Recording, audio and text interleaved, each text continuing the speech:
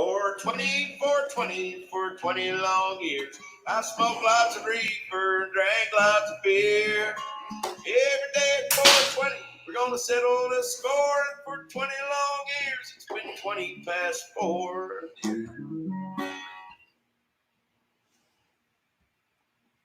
Boom, boom, boom, boom, boom. Hey, everybody, welcome to 420 Live. I'm Jeff Kravitz. Hey, another day, another $1.50. We're with you in our 420 spot. I hope everybody's having a great day. We're excited today. We have our good friend Marcus Rezak coming in with two of the members of the Trey Anastasio band and also Sole Monde themselves, Ray Paczkowski, Russ Lawton. We're going to have a lot of fun today talking to our friends up there in Vermont and Marcus over there in Denver. We're hoping the Wi-Fi in Denver, you know, we've always had issues with, I don't know what it is with the Denver Wi-Fi, but you guys are not getting what you pay for over there. Anyway, if you tuned in yesterday, you saw me getting trolled so hard by all these guys on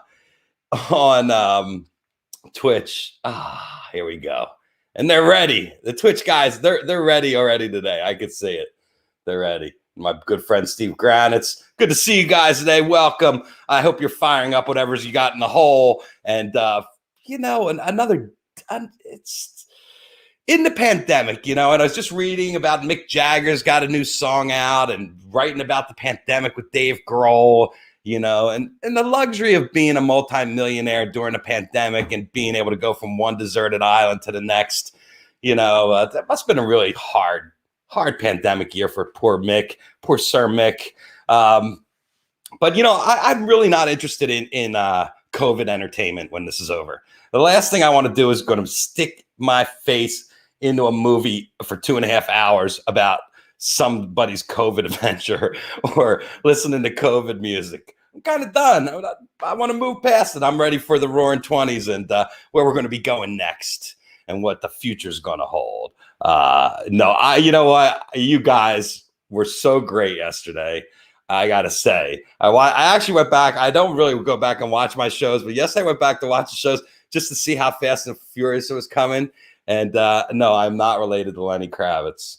But I have met him a couple times and taken a picture with him. And, you know, if he wants to put me in the will, I am down. And I still want to have him on the show because I think it'd just be hilarious, the Kravitz brothers. But, yeah, well, I had a good time yesterday. You know, the most fun I've had yet on the show doing it by myself was with you guys on Twitch yesterday because you guys just went so blue. It was so great. I felt like I was doing it was like a Lenny Bruce meets oh God, Andrew Dice Clay in a dark alley. Yeah, you think maybe, and you know, I did get the Johnson & Johnson, and if you've been watching the news today, it seems like things are happening. Like just before I went on air, they said a lady died from the complications of Johnson & Johnson, and 6 people out of 7 million got sick because of Johnson & Johnson. So now they want to stop it. But meanwhile, 260 people shot by police officers since January 1st. And are they doing anything about guns? No. And that doesn't even include the school shootings and everything else going on in our world. So amazing. It's like, oh, shit. It's like lawn darts. Remember lawn darts? I think one kid died because of lawn darts. Like, I might be before some of your guys' age, but they're little plastic things with a nice big metal spike on the end. You threw them up in the air and you tried to get them in the ring across the lawn. And some kid got hit in the head with a lawn dart. And next thing you know, no more lawn darts. And lawn darts were actually fun, you know. You got to be a complete idiot to get hit in the head with a lawn dart. You know, you see them coming, they go up, they come down. Same thing with the vaccine. 7 people out of 7 million, and you're going to have complications. But as my wife reminded me today, it's 3 days to 14 days, and I'm still within the 14-day window. You know, right now, I would love to give my political opinion. I actually think Biden's doing a great job. We will get to you guys. I will get to all your comments a little later, but today we got a very special show. I can't wait, actually, to get into this stupid kid. See? The lawn darts. You got to know how to use your lawn darts. Marcus Rezak, I'm sure, knows how to use lawn darts. He's a good friend of mine. We spent some amazing time in the Virgin Islands.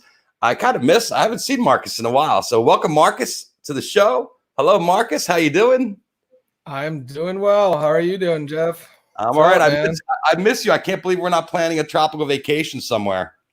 I know. It feels like we should be out on the beach in St. John, seeing sea turtles and stuff. Yeah, we had a really good time, and I did get a little bit of shit on it. Somebody on Twitter hit me up.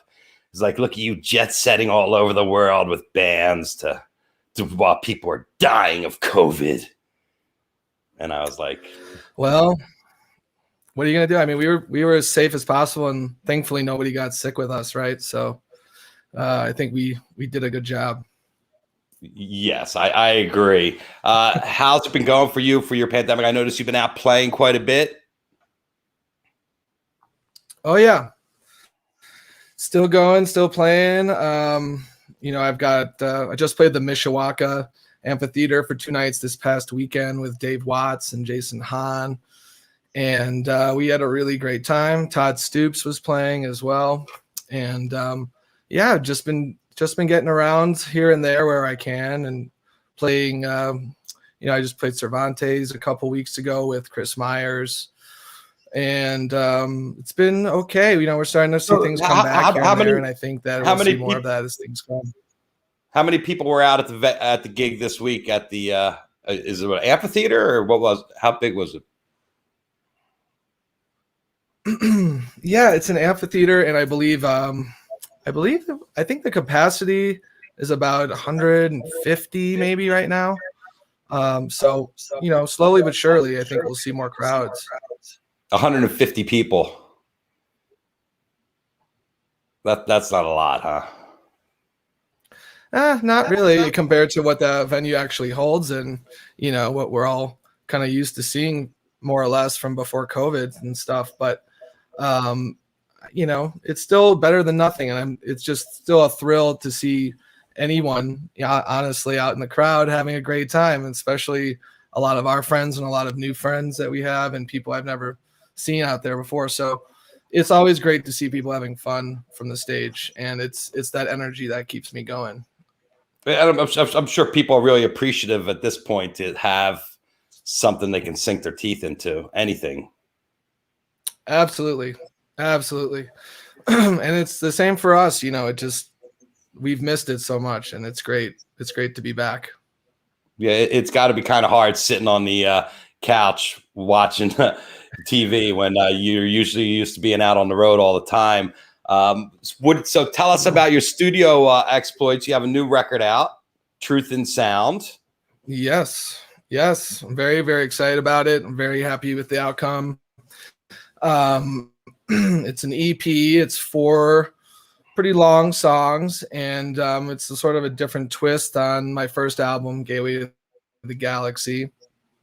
It's a little bit more of a groove record, and it's focused more on lyrics and songwriting. So I'm, of course, really excited about it because obviously Russ, Tony, and Ray are on the record, and they made it sound incredible.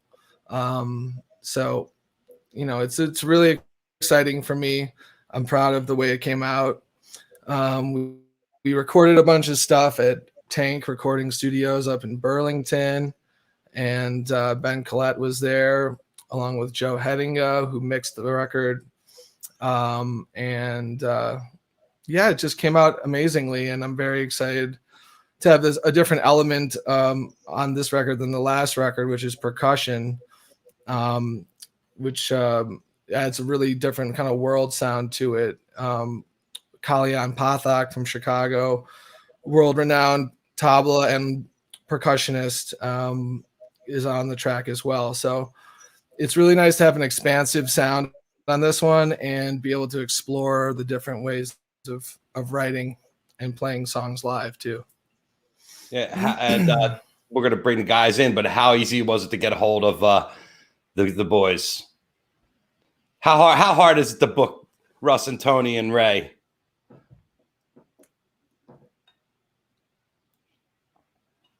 Well, I think Marcus's volume just went out, but yeah.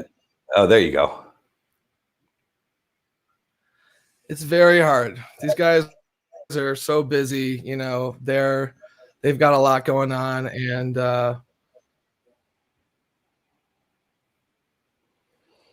I'm still here. I hear you. Yeah, good. All right. Yeah, you're lagging a little bit. Yeah. Well, I'm not going to delay anymore. I'm going to bring in the guy. These guys have way better Wi-Fi than you. I'm going to bring them in. To answer your question, yeah, it's not easy to get Russ, Tony, and Ray on a record. They're really busy guys, and you know, I'm. Oh, there we go. They kicked him. Hey. Russ, Ray, how are you guys? Good. How you doing?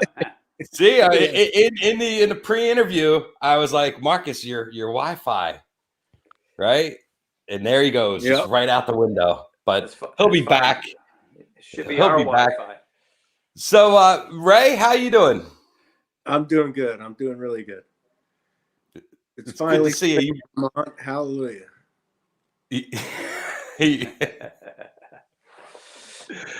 Russ, how's everything with you? Great, man. Keeping busy, hanging out with this guy when I can, and working on music every day. I love it, and I think we're gonna get Marcus back in here. I think Marcus is there. Here we come. I think he's coming. There he is. Yeah, I did tell you. Sorry, guys, I'm trying.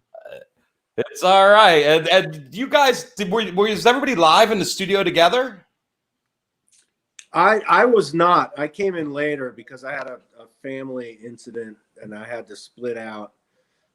Thankfully, everything turned out okay. But then I ended up doing overdubs on what Tony and Russ and Marcus did, and it was amazing.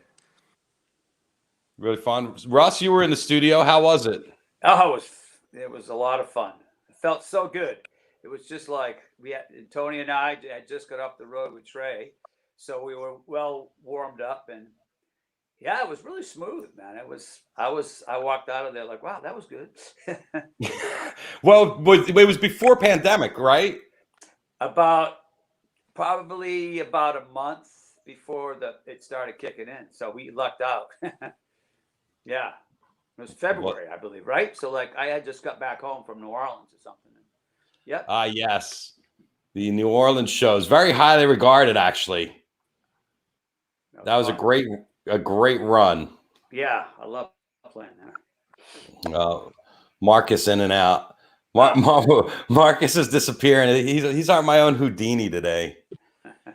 Hold on here. Let's see. Houdini, I'm gonna make him reappear. Going from my phone now. Seems to be working. Yeah, the phone seems to be a little bit better. Turn it the other way, Marcus, and you'll fill the frame. Let's see. There it is. All right. A little bit better. Nice to see you. All right. So, Marcus, you've been in the studio with a lot of people. How was it? How was it working with Russ and Tony in the studio? It was amazing. I mean, it was like, you know, hearing them play so much in the past and absorbing their unique flavor of playing together and sounding like a unit, you know, and actually being in the same room with them and playing was magical for me. It was, you know, it's hard to describe except by listening to the song and the music that came out of it. But I just, you know, it felt effortless, you know, to play with them, and just natural and organic and inspiring and just amazing, you know, and the music really shows that. Just an honor. Were all the parts written before you got there, or were you letting stuff fly? Yeah, I wrote everything before getting there, and then we all kind of looked it over and you know, talked about it, and then just went and recorded it. You know, a couple little adjustments here and there. Tony was really on top of my charts and checking out everything. And Russ was there and making sure everything was arranged kind of in a way that they thought also made sense. And, you know, we just laid it down, and it was really smooth. And then Ray just naturally added his flavor to it, and it came out really, really well. Ray, how was it playing on? So everything was laid down for you already, so you just got to go on top and do what you wanted. What's that? Can you say that again? I said everything was already laid down for you, when you stepped in. They just gave you the tape. Oh, I got the tracks, got to listen to them, what was on there, and it was just like, what am I gonna do? All there, so, like putting in little flavors, like it. Just hearing Tony and just Tony's bass playing is just so. It's like a bedrock. It's so, you know, and like the whole. And he and Russ had played together for so long, and then Marcus, like, who knows the songs because he wrote them, and he's just, you know, doing his thing. It was like, wow, what, like a completed thing. So I came in, and Marcus was, I mean, we were in COVID, so Marcus was on the phone for the day I was in the studio, and he's like, oh, you know, try this, try that, and I'll try different things. And that's what we got. I think it worked out great. Well, you talk about Tony, and he's really Russ, the groove, right? I mean, he's very groove oriented. Oh, so much. He's got those round tones. Sorry, say that again. I just said I'm asking Russ about Tony's groove. Am I having Wi-Fi issues with Ray too? Oh yeah. I don't know. I'm lucky tonight so far. Yeah, but it's, you know, I've known Tony a long time, and we started playing with Trey. We always never played in a band together. We just were in the same circuit. And when we played, I'm like, how come we haven't done this sooner? It was almost embarrassing that we hadn't played more together. I'd done a couple of sessions with him and a couple of, you know, sit-ins, but to actually play more like just not a pickup gig or you know, somebody else's music, it was like, wow, it felt so perfect. And that was like 2001 or 2002 when you guys got together with Trey in the 1998. 98. What was it? Fluorescent tubes? 8-foot fluorescent tubes? Yeah. Yep. That was 98, huh? 98, man. Wow. And it took, like, what did it take? Was it a year or two after that? Then he started Trey Band? Well, 99, of course, like, I think as Fish did, you know, he got busy with Fish, you know, too. So it was like 98, and then 99, we did a trio tour. So right. It wasn't not that long, really. But, you know, it sounded so good and it felt so good, I was ready to do it, keep doing it every day, you know. But it was, May of like 99, we did a show in February of 99 at Higher Ground, and that May we did like a tour. Wow, it's been over 20 some odd years, huh? Wow. Yeah, it's funny. My daughter the other night, she said, "Dad, I was 8 when you started playing with Trey." Now she's like 30. You know, that's a perspective. Yeah, I think I saw you guys play the first time. I was at the Bonnaroo 2000 set, and that was a mind blower. Yeah, 2002 Bonnaroo. Yeah, oh my God. Because I was doing this other one today, and this guy was asking about my favorite shows, and after I hung up, I'm like, I forgot to mention that one too, because that was, Ray will say it too. We got out on stage, it was like, what the? It was like, I grew up on the ocean. It was like it was a horizon of just people. It was unbelievable. Yeah, and when I first Bonnaroo was kind of like the Wild West of festivals. People. Yeah, it was pretty incredible. Yeah. That was where I got the amazing shot for the Plasma album cover. Was from. That was you. Okay, cool. Yes, I got the front cover, and Danny got the back cover. Oh man, that's an amazing. Yeah. Whew. That was just like such a moment. Marcus, were you at the Bonnaroo that first one, right? I sure was. Yeah, I was 19 years old. I was there. I was actually way up in the front, and I just remember looking back and seeing just people as far as you could see. Crazy, and right? The band, you guys were just smashing it, just beyond belief. It was amazing. It was so fun.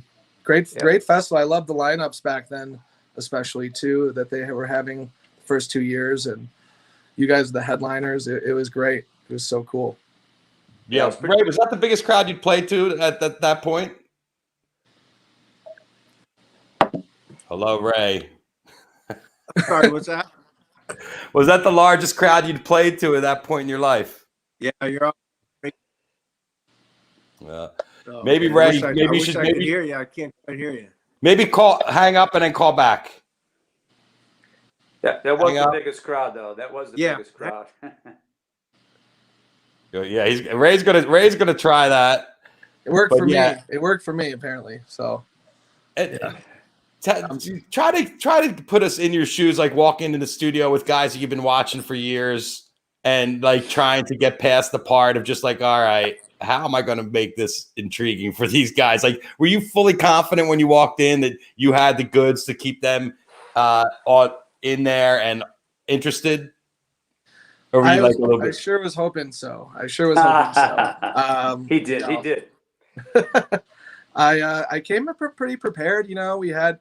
I wanted it to be smooth for them once we were in the studio. I didn't want it to be like figuring stuff out too much while we were there, So I kind of came in prepared, and that made me a little less nervous to be in there, all together doing the thing. They're such nice guys and great humans. It made me feel a lot more comfortable than some of the other people I've gone to the studio with. And oh wow, okay, just total pros all the way, and it was great. I just sort of like almost felt like I knew them before knowing them because of hearing them play so much and like growing up with that. And then Russ and I had played a couple of shows together, which was awesome. That was fun. Got to know each other better. Yeah, and so getting in the studio, I felt pretty confident and excited, mostly very excited. But playing live together must have been. Oh, whew.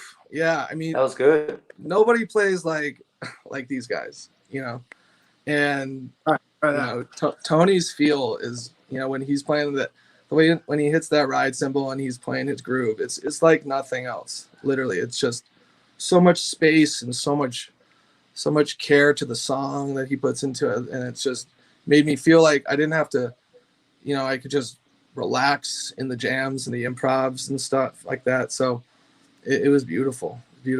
Yeah. Thanks. Who all was in that band? That was Russ and Gub Stenek from Twiddle that night, and the 2 nights we did the Vermont shows, and also Scott Hene was on keys. Are we doing Galaxy or were you doing Shred? We were doing mostly Shred, and then I think we did a few of my originals as well from the Galaxy too. So it was a mixed bag, and the shows are actually up on archive.org to listen to if anybody wants to check those out. So yeah, it great stuff. I have some of the most fun I had in a while on those shows. That was a lot of fun. I really enjoyed it. What's it like? Because you're used to playing with Trey all the time. I mean, I'm sure you played with other guitar players. How's Marcus's style? It's great. Really good. Really tasteful, and the groove's right, and it's a groove thing for me too. If you're playing with a guitar player and they can, keep it in, get the pocket going, that's half the battle right there. But great plan. Yes. I had a good time. Ready to Yeah, play and what's your next audience gig, Russ? Playing in front of real humans coming up? Yeah, Ray and I are playing. We got an outside show in Burlington on Church Street for that. They got Jazz Fest up here. We're playing June 5th, right on Church Street. Oh, great! I think that's the next. We haven't had any shows, But I think that's the next one. And this, Ray, how you doing over there? Was that better? No. Nope. Yes. No. Unfortunately. No, didn't work. Oh, We did talk about this, right? I was like, "Hey guys, FYI." Oh, it's always something. Yeah. It's always something. So,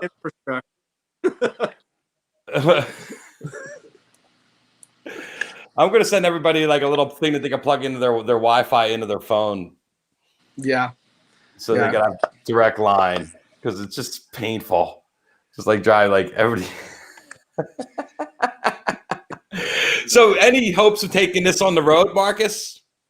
Oh man, it'd be a dream come true. Yeah, I'd love that. I'd love to play even a couple shows or anything like that with these guys, and bring that sound to life. It would be unbelievable for everybody, involved. I think the fans would love it, and you know, it would just be really cool to let people hear the songs the way that they're actually recorded and the way they sound with everyone involved.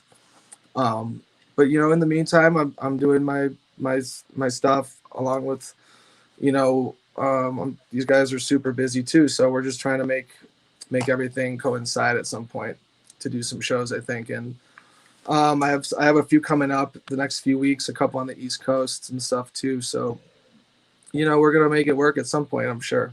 Where are you Yeah, going to be definitely. in the next couple weeks, Marcus? I will be, let's see, this Thursday night I'm playing at New Conscious in Denver with Borum Lee and Jeff Franca. And then I'll be going to Austin, Texas this weekend to play Saturday and Sunday with Sput Seawright on drums and Sean Martin from Snarky Puppy Oh, cool. and Ola Timothy on bass. And that'll be out in Austin. And then I'm heading out east. I'm doing a big show at Nectar's on the 23rd. Nate Edgar is going to be on bass. Cotter Ellis will be on drums, and Scott Hene will be on keys. And then heading out the next day to Pembroke, Mass. And same band at Soundcheck Studios in Pembroke. And then, yeah, that's what's not the next few weeks at least. And the record, the EP is out? No, the EP will be fully out April 23rd. Right now, the single is out, Light of the Moon. That's everywhere you can look for music on all streaming stuff, and also available on, you know, on my Kickstarter, which I have going right now, to help support the release and the vinyl, which we're going to be doing, and new merch and all kinds of stuff like that, and make new records. So, yeah, those are the ways to check all of that out.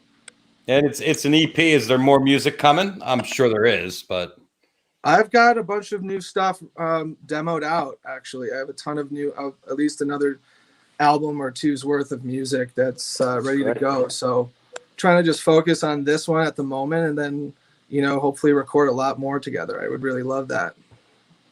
well, Russ, this is the next generation, right? I mean, Marcus is part of the younger crew coming up. I love it, man. That stuff, that's like really important to me. That's, you know, putting all the generations together. I think I live for that stuff, really, to tell you the honest truth. Well, you guys have influenced a lot of people by now. You know, I'm sure a lot of people have been playing because they watched you play and Marcus play and Ray. Ray, are you doing okay? Yeah, unfortunately. I hate this Wi-Fi. Ray, you know I'm gonna what? move around here. I'm gonna Maybe get- try moving around the house to like a different area where to buy the Wi-Fi hub. Yeah, there you go. Maybe that'll work. Yeah, Let's- this is like Jeff Kravitz technology hour. Try to dial it all in. Oh, that's hilarious. Vermont Love it. Wi-Fi is not that great. I'm surprised mine's doing good. yeah. Yeah, well, you and me are killing it, but I plug in. I'm Oh, wow. hardwired. I don't try to fuck with the Wi-Fi anymore. Russ, no good, Ray. Didn't work any better. We're out in the woods here, Jeff. You're in the big city. We're in the woods. Yeah. It's pretty comical because I kind of feel like Ray's on a different show. White Sox tell me to stop bothering Ray. Ray's gonna come back. So Marcus, are there like plans? Like you got bigger stuff coming in the fall? I mean, as things start firing up. Yeah, well, we're on a bunch of I'm on a bunch of festivals. Sorry, a bunch of festivals in the summer. Hopefully, if they all go to plan, Summer Camp Music Festival is happening as of now, and I have 2 sets going on there: Shred is Dead and an original set. So that'll be cool. Oh, cool. Yeah, That's great.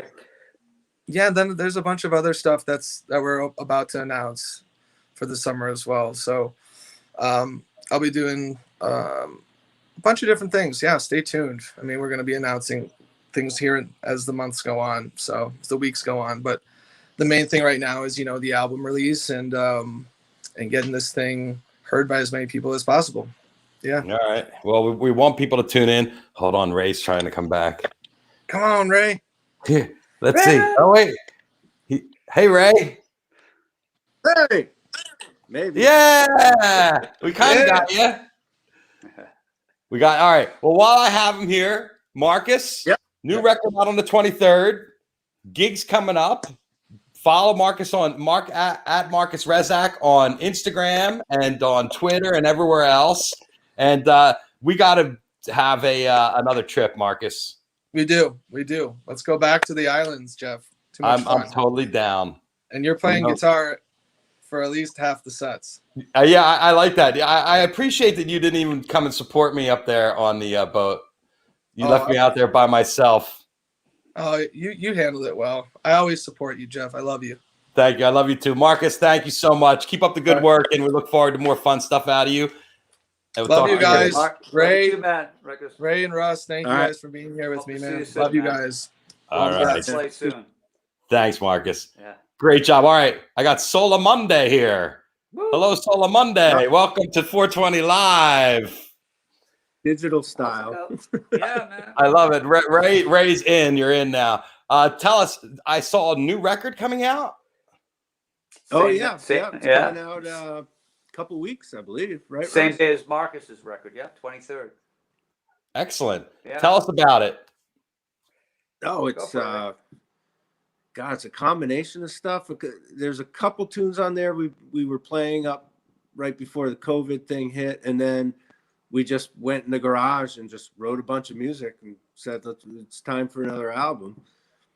And some of it, no one's ever heard before, including us, when we did it. And it's I don't know how would you describe it, Russ? I don't know. I mean, it's definitely groove. It's got grooves all through it. It's grooves, but it's all kind of different styles. And I think it's got a little more condensed in a good way.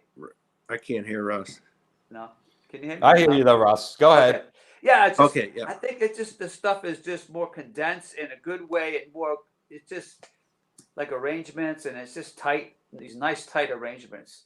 It's like kind of like I think somebody mentioned, the guy was interviewing me today. Like if you listen to the Lamp record with Scott Metzer, it's kind of an extension of that kind of song, that kind of style. The songs they're just popping and just nice tight arrangements. That's probably the best way to say it. Well, I listened today. I was listening to your live set that's on Spotify, and you guys really, for two guys, you create a lot of noise. Yes, we like to do that. How much is come up? A lot of people say that. Yeah, or something to that effect. It's like, how can two people make that much sound? And I just take it as a compliment because I'm an optimist. Yeah. So yes. Oh, how composed is the stuff? Because it sounds like a lot of jamming. We both compose it. It's definitely a collaborative for sure. I mean, Russ will have rhythms. I'll have. Yeah, we don't go up there and just make it up. Oop, I didn't get that. No, go ahead, Ray. Oh no! I was just saying that it's definitely a collaboration. Russ comes up with grooves, or song ideas, and I do the same thing. But a lot of times, what happens is he'll play a rhythm for me and say like, what can we do with this? And I'll write like a little line or have some idea. And I'll get it back to him, or we'll play it together. And he'll say, well, okay, now I can see where this is going. I can come up with a B section rhythm, and then he'll come back to me with that. And I'll say, okay, well, we could go this way, and vice versa. It's very synergistic kind of collaboration. Yeah, it's working with a person that you could really collaborate well with, and there's no, it's just no hang-ups. Just try this, try that. It's cool. Like this song Ollie 88 off the new record. It's just like, let's try this. Like it's really, really worked hard on that song to come, and it's really pretty cool the way, you know, how it all came together. It wasn't just, you know. Have you guys thought about bringing more people in the band, or you already have a big band that you travel with? Yeah. Oh, we got a van. I actually got to get it inspected. What's going on? But now we did that album with Scott Metzer, and that was really cool. That was like really great because he fit right in, and we want to do more of that too with him. That's fun, you know. But it's just nice having a duo. I think it's good, you know. And if somebody could come, you know, don't get me wrong, if somebody came along, even a vocalist, a vocal, and you're like, oh my God, we gotta, you know, that could like organically had the duo happen. That would happen with having somebody else. You know what I mean? Yeah, well, it's an amazing sound you guys got going on. I mean, reminiscent. I mean, the other duo, was Right, Benvenuto Russo. You know, so that was the first time I'd ever heard a combination of drums and keys together, and been like, "Wow, are they going to be able to carry this?" And yes, yeah. Where I grew up when I was a kid, it was the incredible 2-man band. I grew up on Cape Cod, so it was a little like cover oriented, but it was an organ and a drummer, and that always stayed with me because it sounded so cool. And I've always been a big fan of the Hammond organ. So, well, the Hammond just has so much body to it, right? You too, right? Yeah. Exactly. Oh yeah, no, the Hammond. It's an organ. It was invented and made, you know, back in the old days to fill up a church, you know, to have it. It's got all the timbres. It's got basso profundo all the way to like soprano. It's got all the sounds. Yeah, but that's also a bitch to have to carry on the road, though, too, huh? Well, you know, it's all right. It's not bad. Yeah. Just put in the box. I've been a drummer my whole life. I'm always loading all kinds of junk, you know. It's so worth it. It's like once in a while we'll get a show. We're on the 3rd floor. Can you guys use the digital Hammond? We're like, no. It's like you got to have that regular, you know, the tubes. It's got to be that. It's got to be that. So well, they haven't been able to replicate it anyway, even with all the electronic things they come up with. I've never heard anything that sounds like a Hammond. No. They just. All right. Well, let's talk a little bit about your Beacon run. How was it playing without an audience? Because I know that's a huge part of Trey Band is feeding off the crowd. It was very odd for one show. Yeah. For the first show? Great.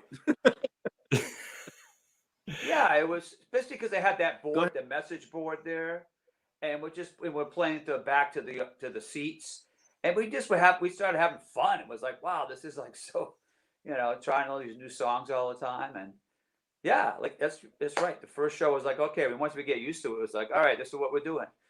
And then people are sending messages, hey, people from Nectar's, whatever, blah, blah, blah. It's cool. You had fun, Ray? Yeah, it was. Oh, yeah, I had a blast. It was like being, you know, like playing in the garage, you know, just like this is the band, like working on music and having fun. I thought it was great. Yeah. I love it. Yeah, well, it definitely came across amazing. I mean, of course, but after 8 weeks, everybody wanted more. Yeah, I hear you. Yeah, that's what you want. Exactly. Leave them wanting more. Are there plans? I mean, I'm going to ask the question everybody wants to know. Have you heard from the boss? Is he ready for the road? Oh, there's plans, but everything is so up in the air that who knows which of the plans it will be. You know, I think when stuff starts opening, I mean, Trey, I think they were looking at like Madison Square Garden to do something, and then kind of threw that away because there'd be like 1,000 people there. it was just like he's just waiting and he's chomping at the bit. Is that my sense? And I think when the floodgates open, off we'll go. But I couldn't tell you what it would be. My Yeah, guess no, it's would good. be doing 3-4 night things in various places. That would be my guess, but I don't know. You're talking about Trey Band here, right? Yeah. Yes. Russ, what do you think? Yeah, the same thing. Just when the green light's on, man, it's we're ready to go, man. Well, in your calendar, not to pry, but is there something in pencil there? No, there's no gigs in pencil. It's just knowing that when things are looking good, expect. In other words, when I practice every day, and I always make sure I kind of go with some Trey songs. Well, I've always been impressed with the amount of material he throws at you guys because it's like always some new song to teach you. Do you find that you're always learning some new Trey song? Oh yeah, yeah, it's great. Keeps you on your toes. I mean, it's good. I mean, I do, and I've been playing like a lot of sessions, and it's weird sometimes. It's cool. At least we get to play them again. Like I'll play 10 songs the last weekend. Unless I do a gig with the guy, I'll never play those songs again. It's kind of weird to like learn them, get them down, get a good take, and then just let it go. I save all my charts. So one of these days, maybe I'll get a call and I can pull them out again or something. But once in a while that happens. But with Trey, it's like they're on the list. I don't know how many songs are up to now. 90, 100. I stopped counting, but I get all my stuff right here is all like set lists and tempos and whatever. It stays up there by my drums, my house drum sets. Well, I never really thought about that from the studio musician standpoint, is that you'll get music and then you'll never play it again. Yeah, it's kind of weird a little bit. I mean, it's good when you're in it, but then sometimes, all right, like, oh, what was that one? Yeah, I've been really lucky. I've been playing with on a lot of people's albums. I love it too, because it's really intriguing to come up with some parts and kind of what we do with Marcus, just trying to make it sound like you've been playing together all these years or something, Yeah. And for the new record, you guys recorded during the pandemic, I assume? Yes, we did. We had the mask, and it was like minimal people in the studio, and it's people that we know, and yeah, we did that, and we sent it down to New York. This guy, Chris Connors, mixed it, and then he shipped it back up to us, and yeah, it was great. That was the first, I think, session I had done. Well, I maybe did one other one, but yeah, it was so great to just be in the studio and just being creative. Pretty important. How many songs did you track? With Suleiman, I think there's 8, because it's weird now we're doing vinyl, so you got to make sure that the songs are not, fit on a record on each side. It's kind of cool to think like that again. Whereas back to CDs, it's like you can do as long, it doesn't matter, to a certain extent. But it's like I was ever adding up the, all right, that song's 620, this one's 5, whatever. Hey, 17 minutes we made. That you can't be over 22, I think, minutes, or else it messes with the vinyl, the quality. How much vinyl do you press? Well, it's very interesting because I haven't thought about vinyl in years and years, but it's really pricey now. So you're not pressing up 1,000, pieces right now. It's like 300 or something, and then you can redo it, but it's really expensive. Yeah, well, now you can make your vinyls NFTs and sell your NFT, and it'd go for a lot more than what it would normally cost. And that's the big thing. I guess Kings of Leon did it with their last album.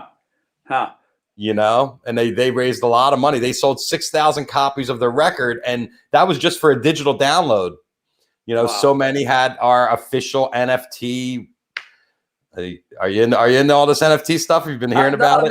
Not really. I was going to ask you. I'm not sure. I've read about it a little bit, but I can't remember quite. It basically what it is it's a contract or a serial number that goes on any item, and even a digital item, and it's so that item only exists with that serial number. So the NFT is just a tracking number for it, or it's a contract between that stays in a ledger, and you're the owner of that NFT, and you're the only one with that NFT. So it creates a pride of ownership, and some of the NFTs you can put in frames. Some of them come with a physical attribute. Interesting. So you could release NFTs of the new record and put it out there, and people come in and they could pick it up. Wow. So Have to check that out. Yeah, yeah, we're doing some bundles like through our management, and because Ray makes maple syrup, so you get a T-shirt, some Ray's maple syrup, and the vinyl and a pin. It's kind of cool, that's great. That's our version of NFT, I guess, but no. It is what it is. That is. That's exactly the same type of thing. Yeah, but that's cool. I mean, vinyl, it's great. Where I lived for a long time outside of Boston, these guys I know have a record shop, and every time I go there, I worry that the digital thing's going to be killing them. But man, the place is like it's like they're doing so good. They're so happy, and there's vinyl everywhere. It's like it's overtaken the store more than ever. It's really it's interesting. Do you listen to vinyl at home? I do not that much. I have a turntable. I have a lot of records from my past, but I'm guilty to say that, it's just, I'm traveling. I get it, Spotify, whatever, but in a way, I will admit though, I think if I were to buy an album, I tend to maybe listen to it, give it, listen to it more. It's almost like too much now, overload, you know what I mean? Sometimes you buy an album and you get addicted to it. Like, I don't play it as much, but I think sometimes too, I think I'm doing so much music that I don't listen as much music as I used to, whatever. Well, because it's your job too, right? So when you're not playing. Yeah, I listen to podcasts or something to read or whatever.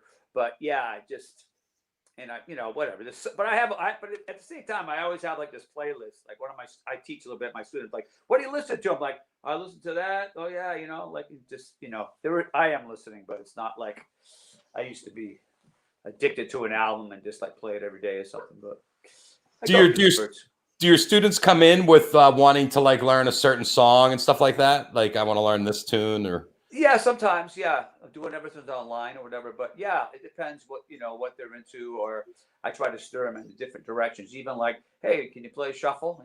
Like just a good old greasy shuffle, and kind of. I'm more the guy that, can you play a reggae grooves? Can you play this? Like kind of, because that's what I'm doing in sessions. Like last time I had to play some shuffles, like a train beat, like little things, do like a funk thing with it, a quasi Latin thing, whatever, all these different styles. And so I just that's what I go for, because that keeps you kind of going, Is there somebody that you discovered recently that's a drummer that really caught your ear? Somebody new that you hadn't heard of before? Oh, you mean like out in the world? Yeah. Yeah, I have to think about that. Huh. There's a lot of great drummers. I'm more like, well, if you hear me play, I'm more like a just keep it, kind of grooving and simple, and there's little subtleties and stuff. But a lot of cats are like, playing pretty busy kind of thing, which I'm not really into as much. But I have to think about that. Who really, I don't know. I can't think right now, but there's a lot of great drummers out there. Yeah, oh no, absolutely, absolutely. Well, who was your influences when you were growing up? Who was that turned you on? Well, I mean, I grew up in the 60s and 70s, so I was listening to the Beatles, but at the same time, I wasn't even like aware of how good Ringo was. I thought it was good, but I listen now and it blows me away more than ever. But I can remember being on the bus as a kid and hearing White Room by Cream, and that groove was just killing me. Like, what is this, Or like, obviously, like, Mitch Mitchell. So, I was a product of that era. And John Bonham, I got a lot of influence from. And not even the craziness, but just his groove and his swing. And then you keep going. Then you listen to Bob Marley. Then you get into fusion, or listen to Steve Gadd. I used to watch Steve Gadd play. I lived in Woodstock, New York for a while, and he used to play at this little club called the Joyous Lake.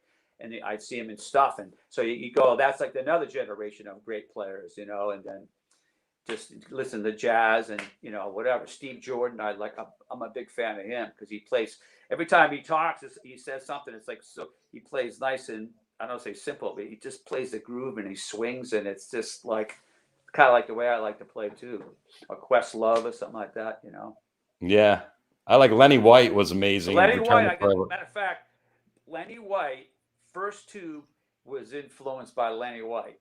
Oh, really? Not necessarily the actual beat, but his attitude, the way he would play with Return to Forever. I was a big Lenny White fan. I had all his solo records, and I got to see him in L.A. I was living in L.A., and I got to see him on one of his solo albums. Me and the bass player I was playing with out there. That was like a pretty big deal to listen to Lenny.